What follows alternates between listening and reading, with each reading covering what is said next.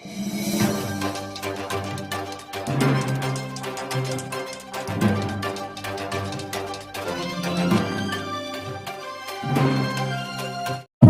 ಕೆಂಪೇಗೌಡ जी के बोलो डॉक्टर बाबा साहेब अम्बेडकर जी के बोलो डॉक्टर बाबा साहेब अम्बेडकर जी के बोलो अब्दुल कलाम जी के बोलो अब्दुल कलाम जी के बोलो कांग्रेस पार्टी के बोलो कांग्रेस पार्टी के ಕೆಂಪೇಗೌಡರ ನಾಡಪ್ರಭು ಕೆಂಪೇಗೌಡರ ಜಯಂತ್ಯೋತ್ಸವವನ್ನು ಇವತ್ತು ಹೆಬ್ಬಾಳ ಕ್ಷೇತ್ರದಲ್ಲಿ ನಾವೆಲ್ಲ ಜಾತಿ ಜನಾಂಗಗಳ ನಾಯಕರುಗಳು ಸೇರಿ ನಾವೆಲ್ಲ ಇವತ್ತು ಮಾಡಿದ್ದೀವಿ.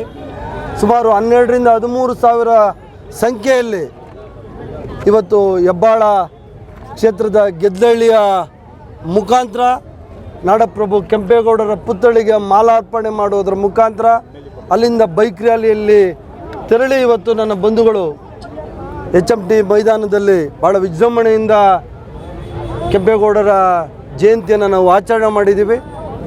ಇದಕ್ಕೆ ಸಹಕರಿಸಿದ ಎಲ್ಲ ನನ್ನ ಕ್ಷೇತ್ರದ ಎಲ್ಲ ಜಾತಿ ಜನಾಂಗಗಳ ಎಲ್ಲ ಭಾಷೆಯನ್ನು ಮಾತಾಡುವ ಎಲ್ಲ ನನ್ನ ಬಂಧುಗಳಿಗೆ ನಾನು ವಿಶೇಷವಾದ ಧನ್ಯವಾದಗಳನ್ನ ಸಲ್ಲಿಸ್ತಾ ಇದ್ದೀನಿ.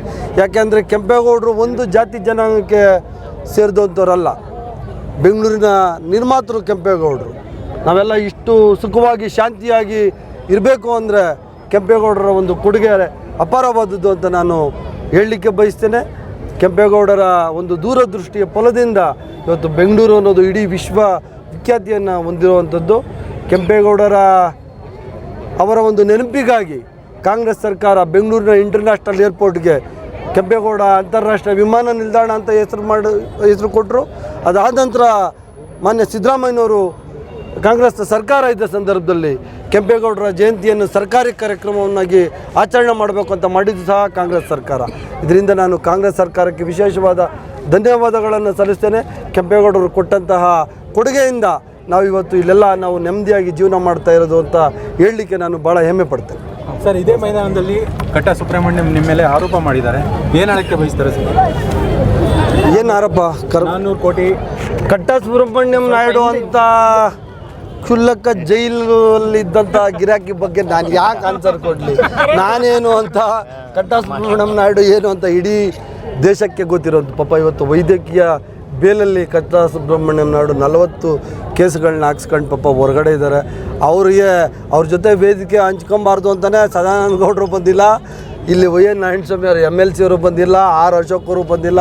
ಇವರೆಲ್ಲ ಅತಿಥಿಗಳಾಗಿದ್ದರು. ಡಾಕ್ಟರ್ ಅಶ್ವಥ್ ನಾರಾಯಣ ಅವರು, ವಿಶ್ವಣ್ಣ, ನಮ್ಮ ಯಲಂಕ ವಿಶ್ವನಾಥ್ ಅವರು ಎಲ್ಲರೂ ಅತಿಥಿಗಳಾಗಿದ್ದರು. ಅದು ಯಾರೂ ವೇದಿಕೆ ಅವ್ರ ಜೊತೆ ಹಂಚ್ಕೊಳ್ಳಿಕ್ಕೆ ಇಷ್ಟಪಡಲಿಲ್ಲ.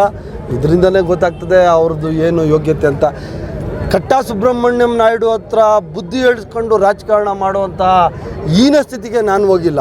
ಯಾವುದೇ BJP ಲೀಡ್ರಾಗಲಿ, ಯಾವುದೇ ಕಾಂಗ್ರೆಸ್ನ ನಾಯಕರಾಗಲಿ, ಹೆಬ್ಬಾಳದಲ್ಲಿ ಕಟ್ಟಾ ಸುಬ್ರಹ್ಮಣ್ಯಂ ನಾಯ್ಡು ಅಂದರೆ ಬೇರೆಯೇ ಅರ್ಥ. ನಾನು ಇಲ್ಲಿ ನೀವೆಲ್ಲಾದರೂ ಖಾಸಗಿಯಾಗಿ ಸಿಕ್ಕಿದ್ರೆ ಅವ್ರ ಬಗ್ಗೆ ಹೇಳ್ತೀನಿ. ನಾನು ಅವರಷ್ಟು ಕೀಳ್ಮಟ್ಟಕ್ಕೆ ಹೋಗಿ ಮಾತಾಡೋಂಥ ವ್ಯಕ್ತಿ